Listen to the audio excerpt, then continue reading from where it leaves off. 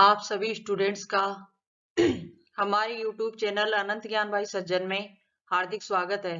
यदि आप इस चैनल पर नए हैं तो प्लीज इसे सब्सक्राइब कर लीजिए और लाइक शेयर जरूर कीजिए। आज मैं आपको क्लास 4th चैप्टर 9 स्वतंत्रता की ओर पढ़ाऊंगी। इस पाठ में महात्मा गांधी नमक सत्याग्रह के लिए दांडी यात्रा करेंगे और इस संबंध में एक बच्चे ने अपनी माँ से सवाल पूछते हुए इस कहानी को पूर्ण किया है। अब हम कहानी की ओर आगे बढ़ते हैं। पाठ है स्वतंत्रता की ओर। धनी को पता था कि आश्रम में कोई बड़ी योजना बन रही है, पर उसे कोई कुछ न बताता। वे सब समझते हैं कि मैं 9 साल का हूँ, इसलिए मैं बुद्धू हूँ, पर मैं बुद्धू नहीं हूँ। धनी मन ही मन बड़बड़ाया। धनी कौन? एक बहुत छोटा बच्चा जिसका नाम धनी था और वह उस आश्रम में रह रहा था जहां पर महात्मा गांधी रहते थे। और वहां उसे कुछ लोग इकट्ठे हुए लगे हुए थे, तो उसे लगा कि आश्रम में कोई बड़ी योजना बन रही है, लेकिन मुझे कोई कुछ नहीं बता रहा। सब इसलिए समझ रहे हैं कि मैं छोटा हूं और बुद्धू हूं। और इस प्रकार वह मन ही मन बड़बड़ाता हुआ चला गया। धनी और उसके माता पिता बड़ी खास जगह रहते थे, अहमदाबाद के पास। कहाँ रहते थे? अहमदाबाद के पास, महात्मा गांधी के साबरमती आश्रम में। महात्मा गांधी के साबरमती आश्रम में धनी और उसके माता पिता रहते थे, जो की जगह कहाँ थी? अहमदाबाद के पास, जहां पूरे भारत से लोग रहने आते थे। गांधी जी की तरह वे सब भी भारत की स्वतंत्रता के लिए लड़ रहे थे। वहां कौन रहते थे? बहुत सारे लोग रहते थे पूरे भारत से, और वहां उस आश्रम में सभी लोग गांधी जी का सहयोग करके स्वतंत्रता प्राप्ति के लिए लड़ रहे थे। जब वे आश्रम में ठहरते थे तो चरखों पर खादी का सूत काटते, भजन गाते और गांधी जी की बातें सुनते। कि जब पूरे देश से, भारत से जब लोग आते वहां रहने के लिए, तो वहां क्या करते? चरखों पर खादी का सूत काटते और गांधी जी के साथ भजन भी गाते और गांधी जी की बातें भी सुनते। साबरमती में सबको कोई न कोई काम करना होता था। खाना पकाना, बर्तन धोना, कपड़े धोना, कुएं से पानी लाना, गाय और बकरियों का दूध दूहना और सब्जी उगाना। कि साबरमती आश्रम में जो भी रहते थे उन सबको कोई ना कोई काम करना पड़ता था। क्या काम करते थे? कोई कोई खाना बनाता था, कोई बर्तन धोता था, कोई कपड़े धोता था और कोई कुएं से पानी लाता था, और कोई गाय बकरियों का दूध भी दुहता था। और वहां पर इतने सारे लोगों के लिए सब्जी भी उगाई जाती थी, तो ये सब्जी उगाने का काम भी कोई करता था। धनी का काम था बिन्नी की देखभाल करना। अब धनी कौन था? वो जो छोटा बच्चा था, उसका काम क्या था? बिन्नी। अब बिन्नी कौन थी? बिन्नी आश्रम की एक बकरी थी। आश्रम की एक बकरी थी जिसका नाम बिन्नी था, और धनी उस बकरी की देखभाल करता था। धनी को अपना काम बहुत पसंद था, क्योंकि बिन्नी उसकी सबसे अच्छी दोस्त थी। धनी को उससे बातें करना अच्छा लगता था। अब धनी जो था उसको बिन्नी की देखभाल करना बहुत अच्छा लगता था, क्योंकि वह उसकी बहुत अच्छी दोस्त थी और वह उससे बातें भी करता रहता था। इससे उसका मन लग जाता था। उस दिन सुबह धनी बिन्नी को हरी घास खिलाकर उसके बर्तन में पानी डालते हुए बोला, कोई बात जरूर है बिन्नी। वे सब गांधी जी के कमरे में बैठकर बातें करते हैं। कोई योजना बनाई जा रही है, मैं सब समझता हूँ।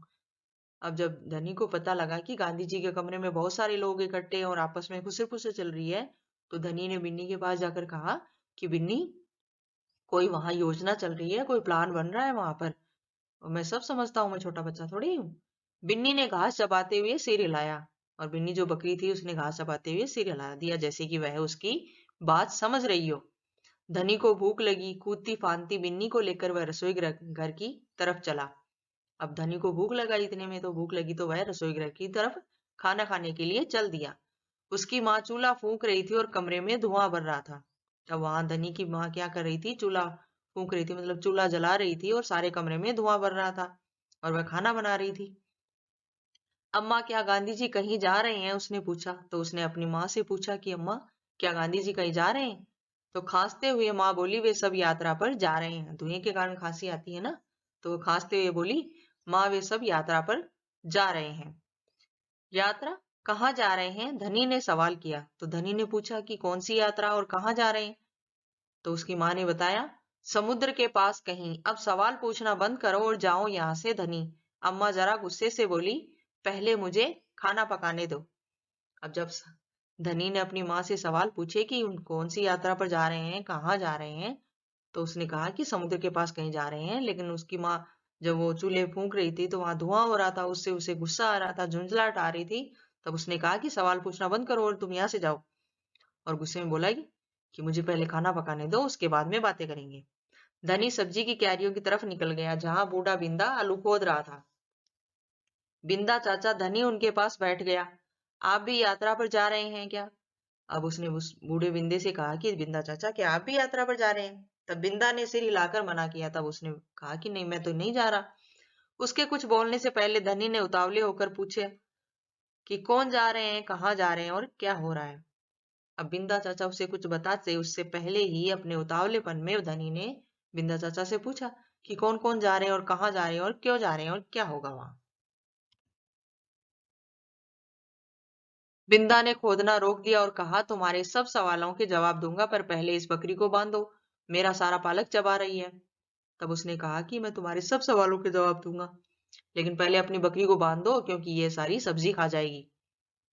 धनी बिन्नी को खींचकर ले गया और पास के नींबू के पेड़ से बांध दिया। फिर बिंदा ने उसे यात्रा के बारे में बताया। गांधी जी और उनके कुछ साथी गुजरात में पैदल चलते हुए दांडी नाम की जगह पर समुद्र के पास पहुंचेंगे। गांवों और शहरों से होते हुए पूरा महीना चलेंगे। दांडी पहुंचकर वे नमक बनाएंगे। नमक? धनी चौंक कर उठ बैठा। अब धनी ने जब बिंदा चाचा से पूछा कि वो यात्रा पर कौन जा रहे हैं, कहाँ जा रहे हैं और वहां वे क्या करेंगे, तब उसका जवाब देते हुए बिंदा चाचा ने कहा कि ये सभी पैदल जाएंगे। और कहाँ जाएंगे? गुजरात जाएंगे, दांडी नाम की जगह पर, समुद्र के पास। और गांव शहरों से होते हुए पूरा महीना चलेंगे और वहां पहुंचकर वे क्या करेंगे? नमक बनाएंगे। तो धनी चौंक कर उठ बैठा। नमक? नमक क्यों बनाएंगे? वह तो किसी भी दुकान से खरीदा जा सकता है। हाँ, मुझे मालूम है। बिंदा हंसा। तो बिंदा हंसा उसकी लड़कपन पे, उसके छुटपन पे, और बोला, पर महात्मा जी की एक योजना है, यह तो तुम्हें पता ही है कि वह किसी बात के विरोध में ही यात्रा करते हैं या जुलूस निकालते हैं, है ना?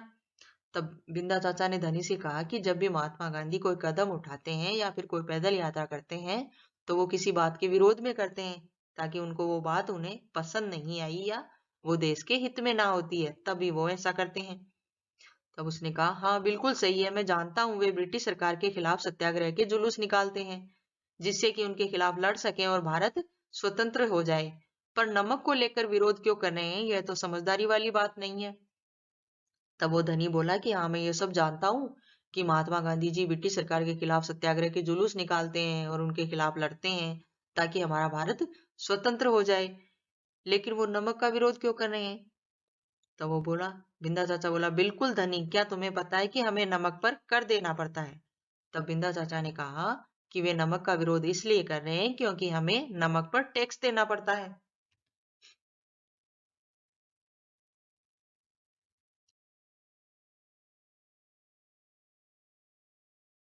अच्छा?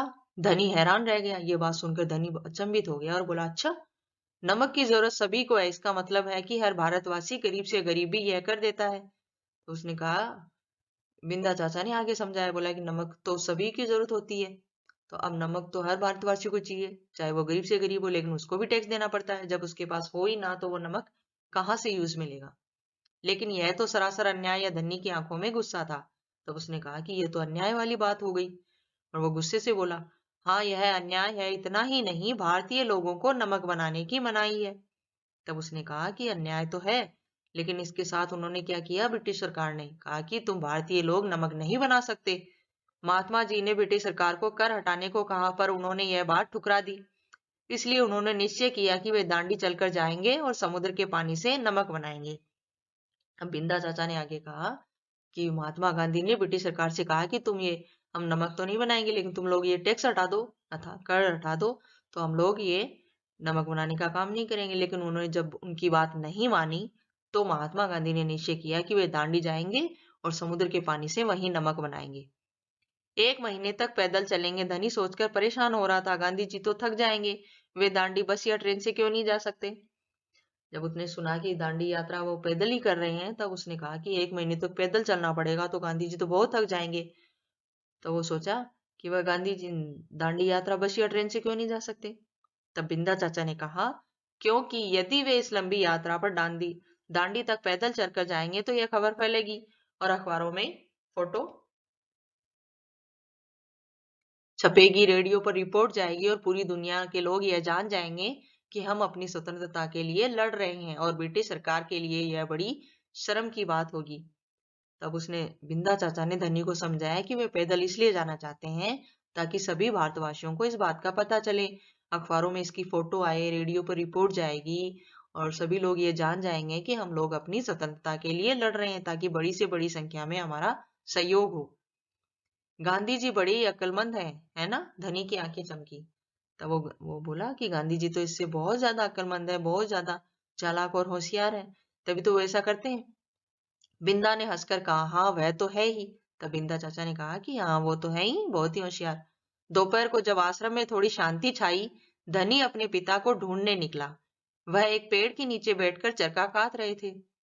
अब दोपहर हो गई। दोपहर में जब सब लोग चले गए और शांति हो गई, तब वह अपने पिता के पास चला गया। तो उसके पिता क्या कर रहे थे? एक पेड़ के नीचे बैठकर चरखा काट रहे थे। और वो पिताजी के पास जाकर बोला, पिताजी क्या आप और अम्मा दांडी यात्रा पर जा रहे हैं? धनी ने सीधे काम की बात पूछी। तब उसने जाकर उससे पूछा कि क्या आप और अम्मा भी दांडी यात्रा पे जा रहे हैं? तब उसके पिता ने क्या जवाब दिया, मैं जा रहा हूं, तुम और अम्मा यहीं रहेंगे। तब उन्होंने कहा कि मैं जा रहा हूं लेकिन तुम और तुम्हारी माँ यहीं रहेंगे। तब मैं भी आपके साथ चल रहा हूँ, बेकार की बात मत करो धनी। तब धनी बोला कि मैं भी आपके साथ चलूंगा। तब उसके पिता ने डांटते हुए कहा कि तुम बेकार की बात मत करो, तुम इतना लंबा नहीं चल पाओगे, आश्रम के नौजवान ही जा रहे हैं। तब उन्होंने कहा कि तुम इतने लंबे चल नहीं पाओगे और आश्रम के जो होशियार और नौजवान आदमी है वही जा रहे हैं। लेकिन धनी ने हट पकड़ ली, मैं 9 साल का हूं और आपसे तेज दौड़ सकता हूँ। तब उसने हट किया, बाल हट तो बाल हट होता है। तब उसने कहा जैसे छोटे बच्चे हट करते हैं ना, जिद करते हैं, उसी तरह उसने भी जिद कर ली कि मैं 9 साल का हूं तो क्या हुआ, लेकिन मैं आपसे भी तेज दौड़ सकता हूँ और मैं तो जाऊंगा ही। धनी के पिता ने चरखा रोककर बड़े धीरज से समझाया, सिर्फ वे लोग जाएंगे जिन्हें महात्मा जी ने खुद चुना है। तब उसने कहा कि तुम ये जिद मत करो और तुम समझो, क्योंकि महात्मा जी ने उन लोगों को चुना है जिन्हें वे अपने साथ ले जाना चाहते हैं। ठीक है, मैं उन्हीं से बात करूंगा, वह जरूर हाँ कहेंगे। धनी खड़े होकर बोला और वहां से चल दिया। इतना सुनते ही धनी खड़े होकर वहां चला गया और बोला कि मैं महात्मा गांधी जी से ही बात करूंगा और उनसे पूछ लूंगा कि मैं उनके साथ चलूं या नहीं। गांधी जी बड़े व्यस्त रहते थे, अर्थात वे बहुत ही कामकाज में लगन में लगे रहते थे अपनी मेहनत में, और बड़े ही व्यस्त और मतलब अर्थात बिजी रहते थे। उन्हें अकेले पकड़ पाना आसान नहीं था, पर धनी को वह समय मालूम था जब उन्हें बात सुनने का समय होगा। रोज सुबह वह आश्रम में पैदल घूमते थे, मतलब उनसे अकेले में कभी बातचीत हो ही नहीं सकती थी, वह हर समय किसी न किसी काम में लगे रहते थे।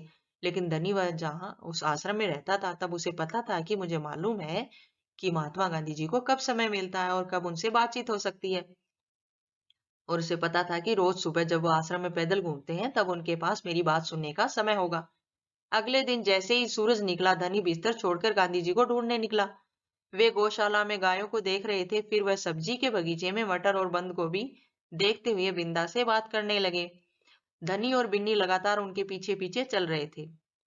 अब अगले दिन जैसे ही सूरज निकला तो धनी बिस्तर से छोड़कर, उसको तो पता था कि मुझे बातचीत करनी है, तो गांधी जी को ढूंढने निकल चला।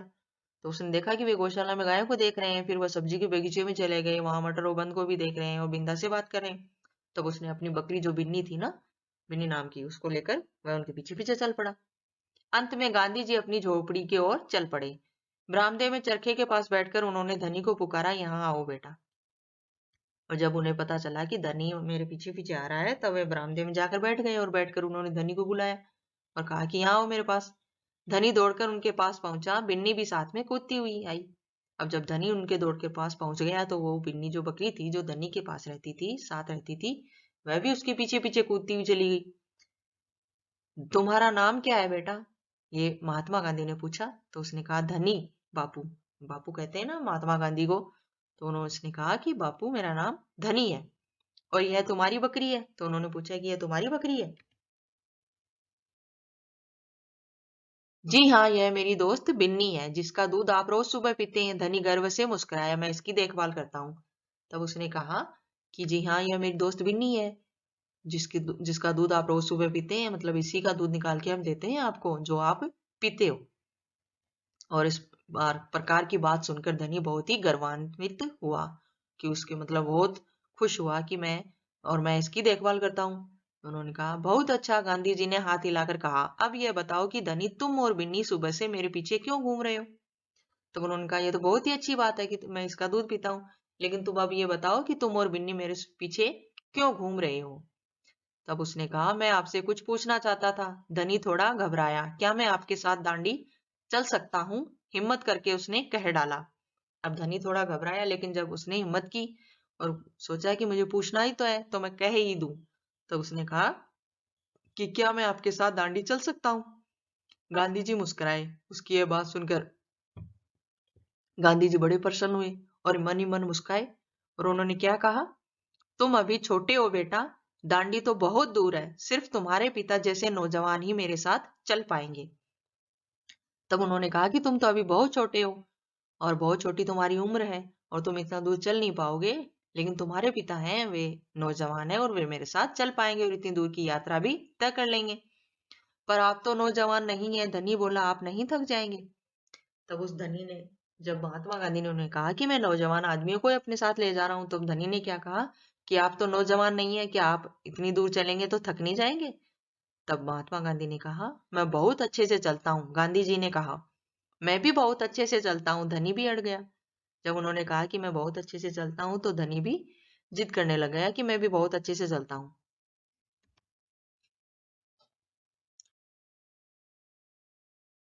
हाँ ठीक बात है, कुछ सोचकर गांधी जी बोले, मगर एक समस्या है, अगर तुम मेरे साथ जाओगे तो बिन्नी को कौन देखेगा?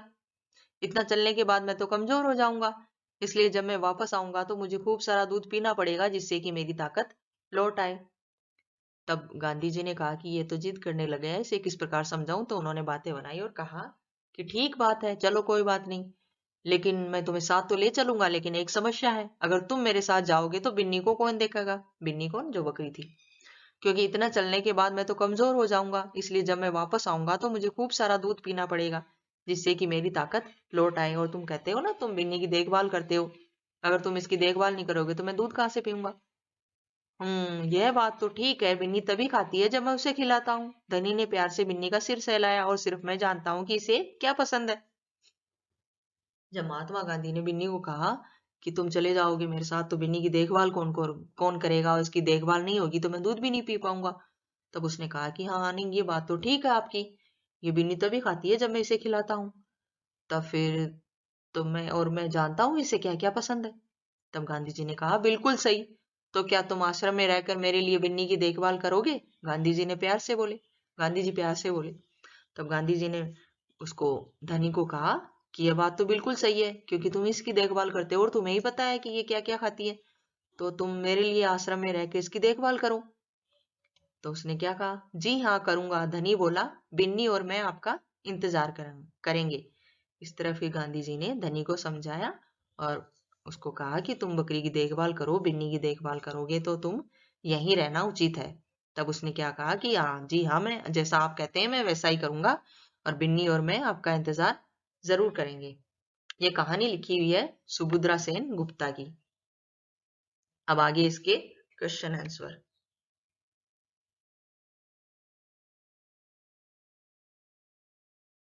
इस कहानी को पढ़कर बापू के बारे में कई बातें पता चली होगी, उनमें से कोई 3 बातें यहाँ लिखो। तो इस कहानी को पढ़कर हमें बापू के बारे में बहुत सारी बातें पता चली है। तो उनमें से एक पहली बात तो ये है कि गांधी जी रोज सुबह आश्रम में टहलते थे और उसके बाद चरखा काटते थे। अब दूसरी बात है, वे ब्रिटिश सरकार के गलत निर्णयों का हमेशा विरोध करते थे और अपने देशवासियों का अपना हक दिलवाना चाहते थे। अब तीसरी बात है, वे धनी जैसे छोटे बच्चों की बात भी गौर से सुनते थे और उन्हें अच्छे ढंग से अपनी बात समझाते थे। चूल्हा। धनी की माँ चूल्हा फूंक रही थी। धनी की माँ खाना बनाने के लिए चूल्हे का इस्तेमाल करती थी। नीचे कुछ चित्र बने हैं, इनका नाम पता करो और लिखो। इनमें कौन कौन से ईंधन का इस्तेमाल किया गया है, और तुम्हारे घर में खाना पकाने के लिए इनमें से किसका इस्तेमाल किया जाता है? अब स्टोव का चित्र है, तो स्टोव में मिट्टी का तेल इस्तेमाल किया जाता है। दूसरा है चूल्हा, हाथ से बनाए मिट्टी के चूल्हे में लकड़ी का इस्तेमाल किया जाता है। और तीसरा है गैस स्टोव, जिसमें एलपीजी गैस का इस्तेमाल होता है। और चौथा है भट्टी, भट्टी में कोयले का इस्तेमाल होता है।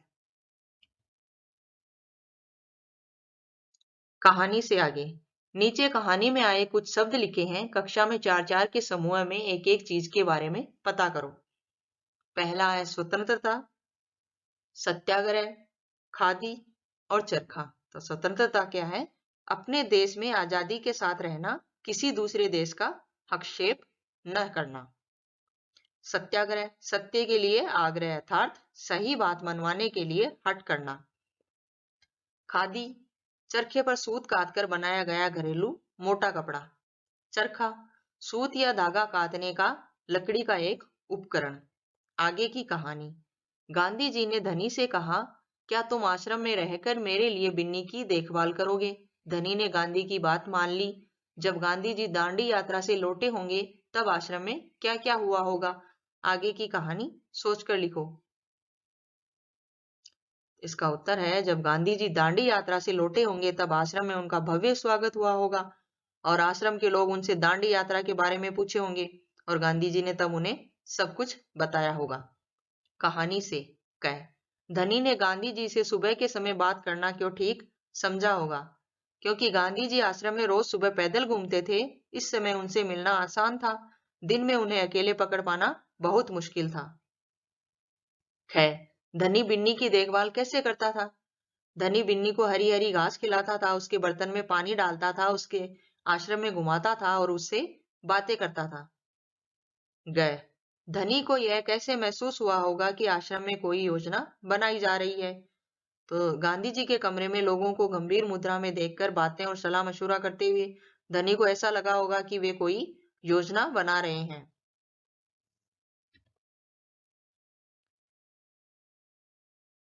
कहानी और तुम। धनी यात्रा पर जाने के लिए उत्सुक क्यों था? अगर तुम धनी की जगह होते तो क्या तुम यात्रा पर जाने की जिद करते और क्यों? धनी यात्रा पर जाने के लिए इसलिए उत्सुक था क्योंकि वह देश की स्वतंत्रता की लड़ाई में भाग लेना चाहता था और गांधी जी को अपना सहयोग देना चाहता था। अगर मैं धनी की जगह होता तो मैं भी यात्रा पर जाने की जिद करता क्योंकि मैं भी धनी की तरह जागरूक हूँ। खैर, गांधी जी ने धनी को न जाने के लिए कैसे मनाया? क्या तुम गांधी जी के तर्क से सहमत हो और क्यों?